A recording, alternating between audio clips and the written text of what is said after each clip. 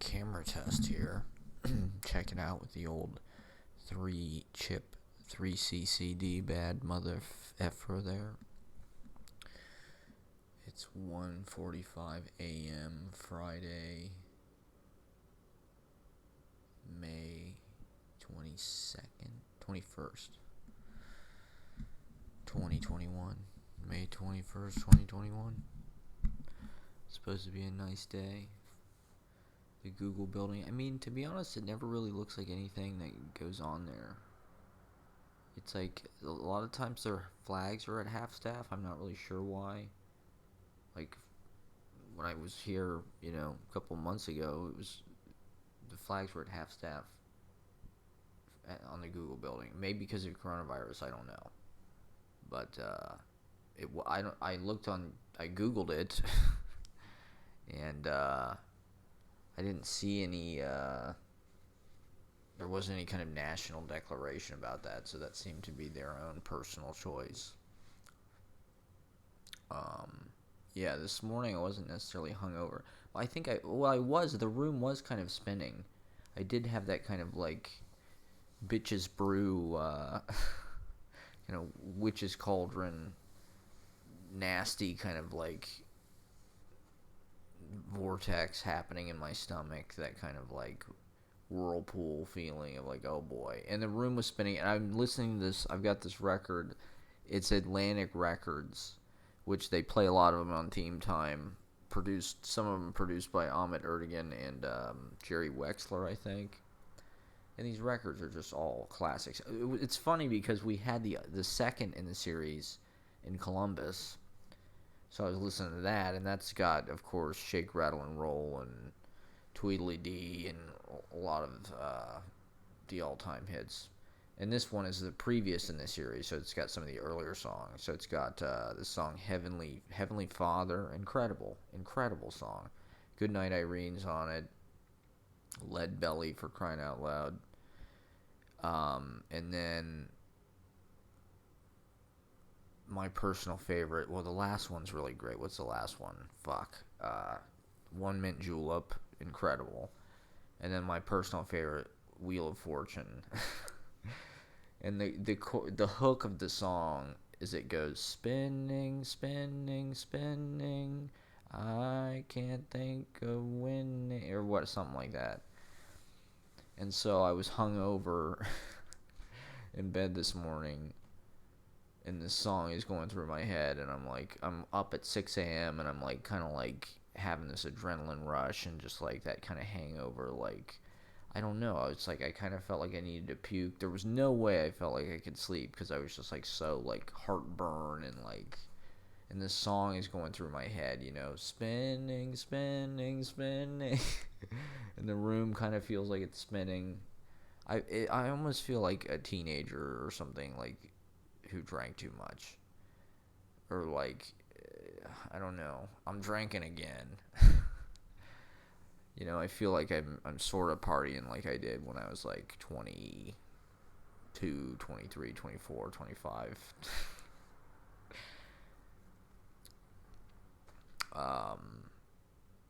And then, so I couldn't get to sleep, so I listened to that song a few times. And then I put on Paul Mooney special, because Paul Mooney passed away. Rest in peace, Paul Mooney. One of the all-time greats, absolutely one of the funniest people, most truthful people. So I was watching some of his comedy, and oh my God, he's a poet, and he absolutely is just like magic, just causing, saying provocative shit, bouncing shit, just everybody's kind of stunned at the truth and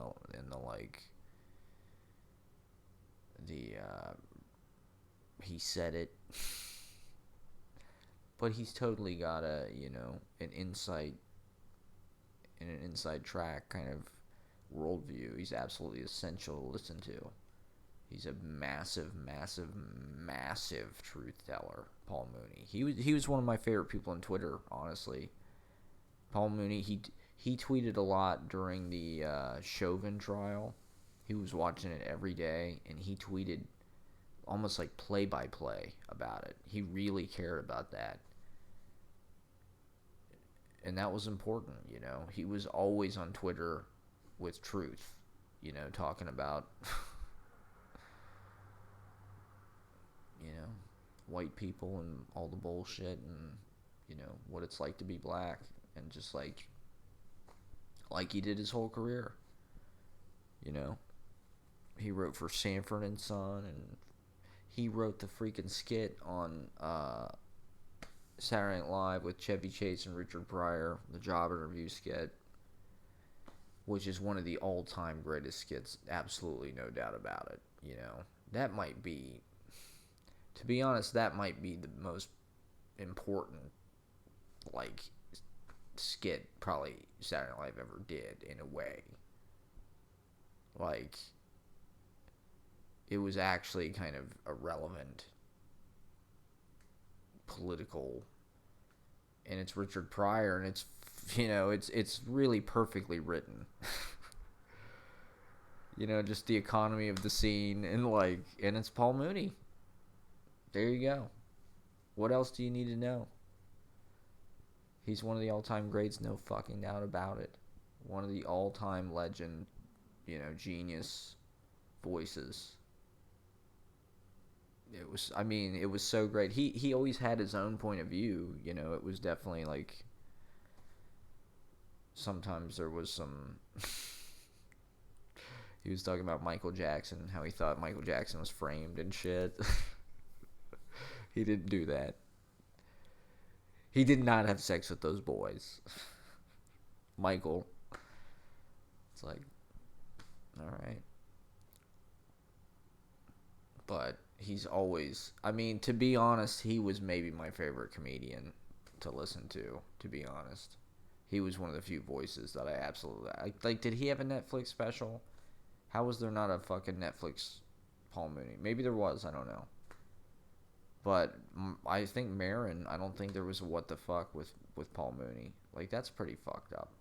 Like, Paul Mooney definitely should have a fucking what the fuck episode. Like, if that show's supposed to be, like, exhaustive.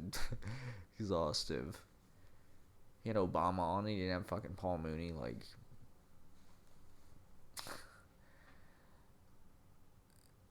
you know, Paul Mooney's humor is, it's racial. But he's like Dick Gregory, you know, he's just like, he's absolutely like a center of truth, an essential voice. And he has every right to say whatever the fuck he wants, to be honest. Like, with the shit that Paul Mooney has been through, he has absolutely right. He has the right to say whatever the fuck he wants, you know. And he always has. But he sees it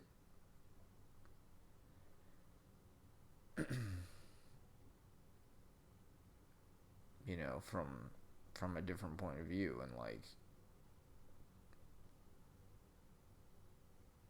you know, I don't know, it seemed like he could have had more. You know, there was not really any indication. I was a little surprised because, like I said, he's an active person on Twitter. You know, like I said, he was tweeting the Chauvin trial, and I'm sure I've read tweets that he had after that. I think he was like maybe gonna start to do dates again. You know, now that things were starting to reopen, he was smart about it and everything, and so it was a surprise, to be honest. Like, I guess I didn't really realize that he was that old. He was 79, but there was no indication really at all. And now more than ever, you know, it would be great to have Paul Mooney's voice, you know. But I know that I'm going to be revisiting these comedy specials on YouTube. There's a lot of Jesus is Black. I watched that one a few years ago, and to be honest, it's the best shit. For my money, if you want like the truth, about the system in this fucking country, from a comedian, After George Carlin died, it'd have to be Paul Mooney. I'd say all the shit that he did on Chappelle. I mean, come on, Negrodamus. I don't. Can I say that? Maybe not. I don't mean to. You know. I apologize. That's the character. That was the character's name. The shit. The Paul Mooney stuff was the funniest shit on that show. To me, the stuff he had about the Mexican starring Brad Pitt. And how that was just like some white people shit. It's called The Mexican, starring Brad Pitt and Julia Roberts. Ay, ay, ay.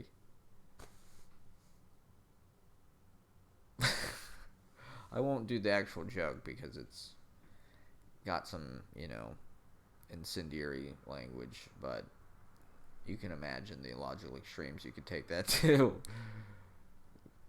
Hollywood. But he's absolutely right.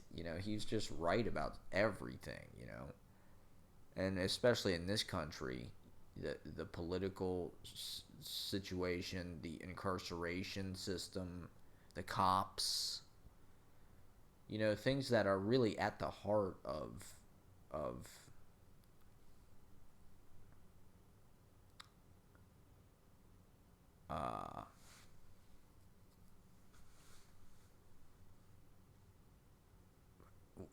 systematically how our country is fucked up. And it going back, I mean, he talks about slavery a lot. And, that is essential. That is absolutely a part of, and he's got some interesting takes about, and it's he's absolutely essential to listen to, so I'll be listening to more. There's a bunch of his specials on YouTube. Like I said, Jesus is Black and so is Cleopatra. Know Your History. And then there's one about white people. I don't remember what, But he did his job, definitely. He did it. He was a massive, massive, massive healer and a massive, massive, massive voice for good. And truth. And I'm sure he was, I'm sure he was happy to have seen the Chauvin trial verdict,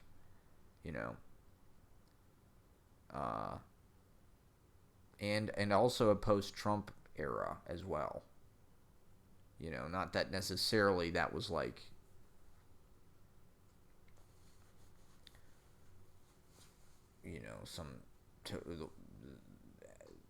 but he did it, man. Just he played Sam Cooke in the Buddy Holly story with Gary Busey, which I think is kind of interesting. I think he has an excellent voice. I think he actually is a really good singer. And he kind of looks like Sam Cooke. And he's in the fucking movie at the Apollo, I think. In the scene at the Apollo. I think he does Sam Cooke. It's alright, that's kind of cool. Paul Mooney was in an Academy Award nominated film. In the 70s, he had a little bit of an acting career. And I think he was always kind of, was he involved in Living Color? I think he may have been. The Wayans brothers, he kind of, he was always in the room at the Comedy Store. He was always working with comics, young comics. He was always kind of a mentor, and he was there for that community. He toured a lot. He spoke to people directly, and I mean, he could get an audience just rollicking. That is power. He's absolutely probably the best, to be honest. I would rather watch Paul Mooney do comedy than just about anybody who was alive up until, now I don't know who that would be. Who's number one now. Who would I rather watch? Maybe Cat Williams, I guess. Cat Williams has had some of the funniest shit that I've ever seen, but like he's not necessarily politically. You know, Paul Mooney is like, I'm gonna give you the time of day. You know, Cat Williams is hilarious as fuck. You know, but not to make a comparison or anything, but you know, the comedians that I've had the most enjoyable experiences, I'd say, watching their specials over the past whatever decade, probably those two comedians.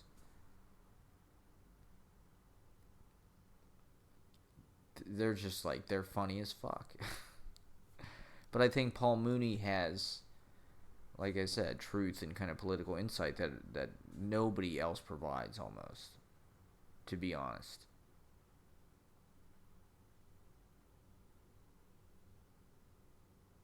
He was maybe even deeper than George Carlin, but George Carlin talked a little bit more about big picture government. Well,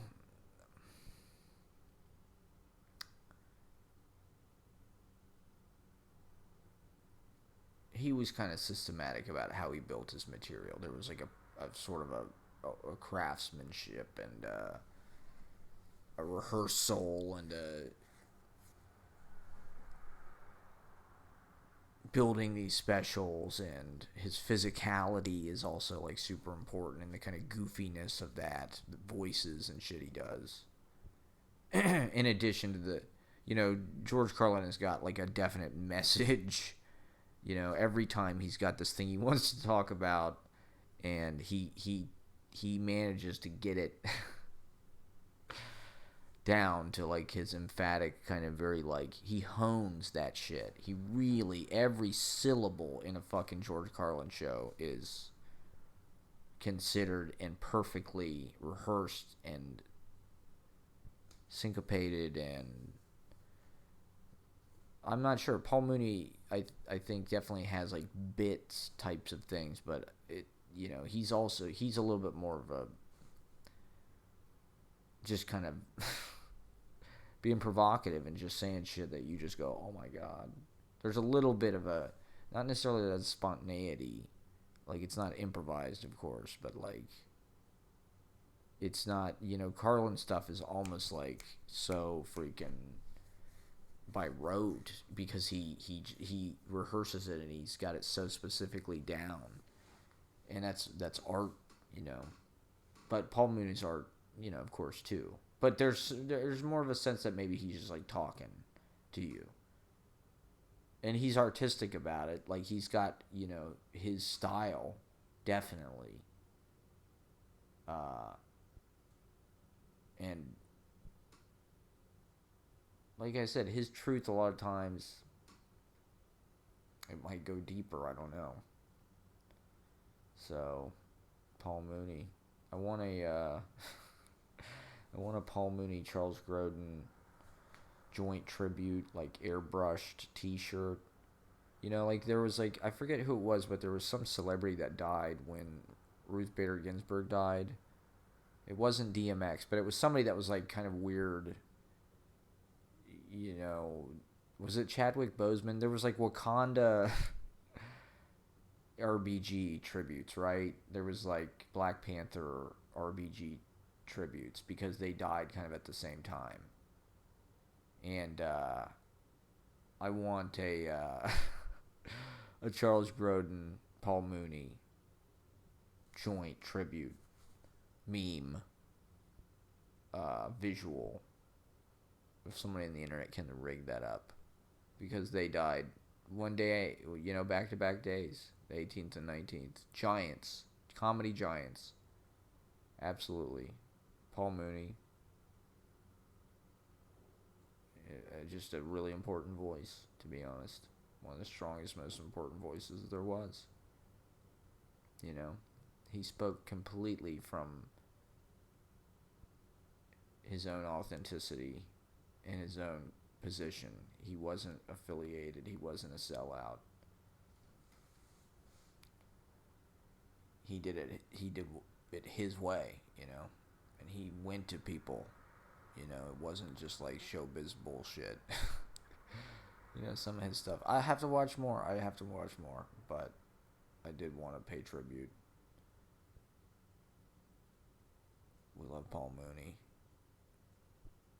I mean, Chappelle's show is kind of a weird, because I do think, at least where I came from, a lot of the fans were just frat bro type guys. Like, I'm Rick James, bitch, you know? And I think even Chappelle got, like, kind of, like, reviled that.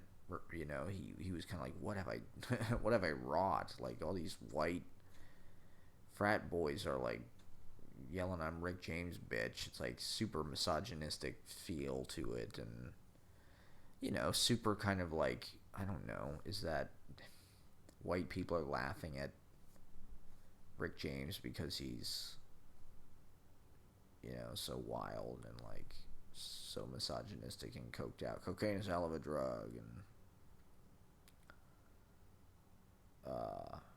you know, is that okay that this is, like, the prime audience for this? Is that problematic? I'm not sure. But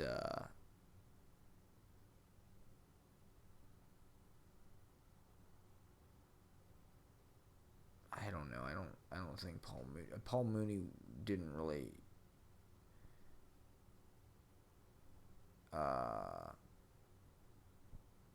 have that problem. I don't think. You know, he's still kind of more of a comedian to some degree. Like, he was Richard Pryor's writer. You know, he wasn't necessarily. And like I said, I think he's been behind the scenes on a lot of, like, I'm not sure if he was involved with Hollywood Shuffle or different Wayans brothers. Is he and I'm Gonna Get You Sucker? I'm not sure. But like I said, I thought maybe he worked on In Living Color. And he's just kind of a revered. But I don't know. There's something about he doesn't like show business. Seems like to some, or the, you know. I gotta watch more. I gotta get on YouTube and watch every Paul Mooney thing. That's what I'm gonna be doing. Marathon, Paul Mooney marathon. I recommend you do the same. That's my Frankly Fabulous recommends. That was one of my couple coincidences that happened when I'm reading poetry. You know, poets are such wizards, and you have direct connection to them. And you know, when you're reading their work, they mention things that specifically are happening to you in your life.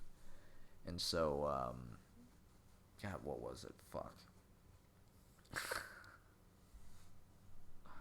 Well, one of them was, I was reading Ben Fama Fantasy, and he talks about the Apple Store in the meatpacking district and in Soho on 14th Street. He mentions 14th Street, the Apple Store on 14th Street. And he talks about how the hundreds of galleries, small galleries, get their Mac Minis serviced there or whatever. He doesn't say serviced.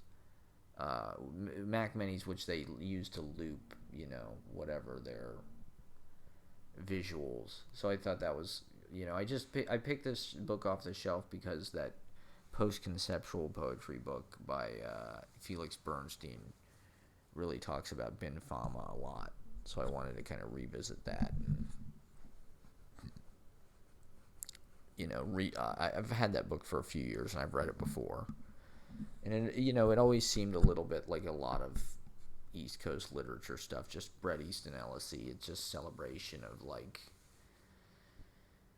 dumb wealth stuff and, you know, fashion culture and kind of, but I don't know. This time I kind of got a lot out of it. Actually, it kind of blew my mind. It's an amazing book, to be honest. And full of, like, really, I mean, it's just full of fucking truth, you know, and great writing.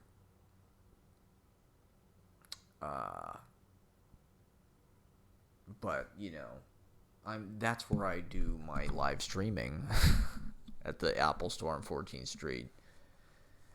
And that's where I'm going to be busking, I think. So, if the art galleries get their computers fixed there, that would be a cool audience for me, I think. If those are the people that are happening by. Oh man, what was the other fucking thing that I read that was like a coincidence thing? It made me think of. That's why I even brought this up. What the fuck was I just talking about? Paul Mooney. I'm gonna get you, sucker. Was Paul Mooney ever involved with any Eddie Murphy stuff? Is he involved with Harlem Nights? I think Paul Mooney might be in Harlem Nights. One of the all-time greats, no doubt about it, Paul Mooney. Fuck, what was the other thing I was reading? Give me just 1 second to think about this.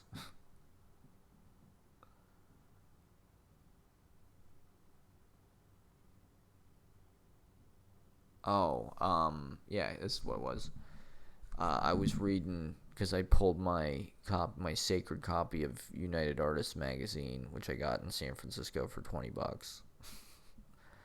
I invested, because it has a Ted Berrigan diary from the late 70s, like 77, 78. And I really think somebody should publish it as a chapbook, because it's an amazing piece, honestly. It would really be a nice standalone kind of chapbook. Because it's honestly, I think it's 30 pages or something, probably, at least. It might be longer than that. I don't remember, but it's pretty long. It took me an hour or a couple hours to read, and it lasts. Like, it's over it, and it gives you a really nice idea of what his life was like and what a poet's life is like, as far as, like, he's at home, people are coming visiting, he lives with Dallas and Edmund and Anselm, and what they do, going out to buy bread, eggs, milk for breakfast, borrowing money from people, buying cigarettes, taking pills, getting pills. What are they reading? Are they selling stuff? going on reading tours, or they don't have any money, they only have 25 cents. Going to readings at the church, doing benefit readings, publishing stuff, getting paper to publish something, collecting work, editing. He's doing work on Peter Orlovsky's book for Allen Ginsberg. He's typing it up, and he's sort of compiling it. I think that's kind of... And so when I was reading that, I was reading Bob Rosenthal's book about Allen Ginsberg, where he talks about how Ted Berrigan was working on Peter Orlovsky's book. So I really want to get my hands on that. City Lights. It's called Clean Asshole Poems. And something, I forget the rest of it. Smiling Vegetable Songs or something. And it's sort of a Ted Berrigan book, I feel like, because he did type it up and sort of was very involved with assembling it. So all the misspellings in there and shit, I'm curious about. That's one of my most wanted copies, one of my most wanted books. If somebody wants to gift that to Frankly Fabulous. But so he talks about that. That's kind of a running thing, him going over to Allen's for this or that, Allen Ginsberg paying him, I think it's $5 an hour or something to type this thing up. He's an hourly worker. Ted Berrigan. And just kind of, he goes to Greg's reading at the church. He mentions Greg Masters. He talks about how he was good. His reading was good. So, and then there, I just knew I had to buy this magazine, because this is really like the ultimate piece for me. I want, Steve Carey's in it, New Year's Eve, what they're watching on TV. It's just an amazing, he goes on a little tour to Iowa City and I think Chicago and Pittsburgh. He lands in for a second. Alice does a reading someplace, I forget. So you really get an idea of like their poets' lives, And then at the end, it talks about what they're reading, and it says Alice Notley is reading. She was reading Peter Bogdanovich's Pieces of Time, which, of course, Peter Bogdanovich was the director of They All Laughed. And that was sort of around the time that movie was made, late 70s. I think that movie was made in 1980. But I was curious because I read that Peter Bogdanovich, because I've been, reading his Wikipedia or whatever because of that movie, just trying to figure out, whatever. And I saw that his book was called Pieces of Time. And I sort of thought to myself, like, is that a good title? Like, is Peter Bogdanovich a poet? Like, in a way, I think he kind of is. Pieces of Time. But Pieces of Time is kind of vague, in a way. But if Alice Notley's reading it, and Ted Berrigan puts it in his journal, then it's poetry. And Bogdanovich there's a bunch of YouTube videos of Bogdanovich reviews, or Bogdanovich recommends, where he talks about, because he was like a famous cinephile, and kind of just like saw every fucking movie ever made, and knows everything about Howard Hawks, and George Cukor, and William Wyler, and all the old, sort of a Joe Franklin. But Bogdanovich met them and interviewed them, and he's kind of celebrates that kind of old school methodology and style, and he kind of imitates that. And Pieces of Time, I'm curious, maybe I should get my hands on it. It's interesting that in the diary, the things they're typically reading are not poetry, I would say. Or, I mean, a lot of the things they mention are, like, they talk about A.J. Liebling a lot. Ted Berrigan mentions A.J. Liebling in a few different things. Or The Sweet Science, which is that A.J. Liebling? It's about boxing. So a lot of times their reading interests are, at least the things mentioned in the diaries are. But the way he puts the books together and publishes, and it's just kind of a good model for how to live and how to do it. And so I was sort of priming myself, I guess, by taking another hard look at that. But yeah, I just wanted to test this camera out, and it went on for 32 minutes, so we'll put that as a little minisode.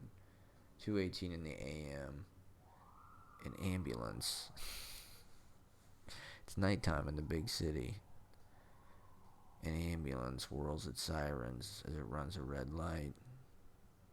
A radio show host talks to nobody in the dark. It's Theme Time Radio Hour with your hosts, Frankly Fabulous.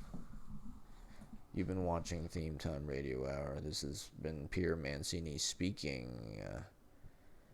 We'll see you next week when our theme is questions.